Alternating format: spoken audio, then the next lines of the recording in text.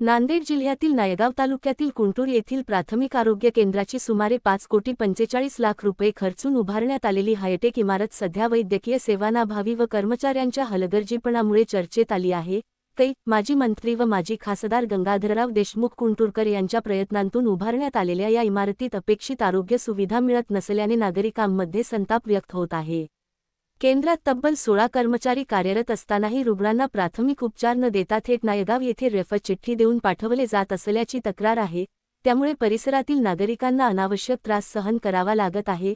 Maharashtra live news पत्रकार संभाजी वाघमारे, तालुका प्रतिनिधी, नायगाव. चपराशी नाही किंवा कोणताही वैद्यकीय अधिकारी नाही, इकडे सरकारी फक्त भोंगला कारभार चालू आहे यांचा.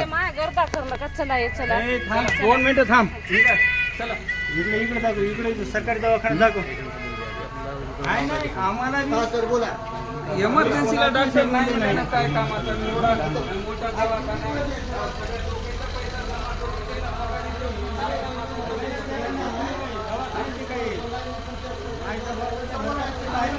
आमच्या कामाला येणं दवाखाना काय कामाचा आहे, त्याला पगारी काय कामाचा आहे. आता गाडीवर मोबाईल नंबर नाही तर इमर्जन्सी QR कोड लावा, जे तुम्हाला अडचणीच्या वेळी मदत करेल.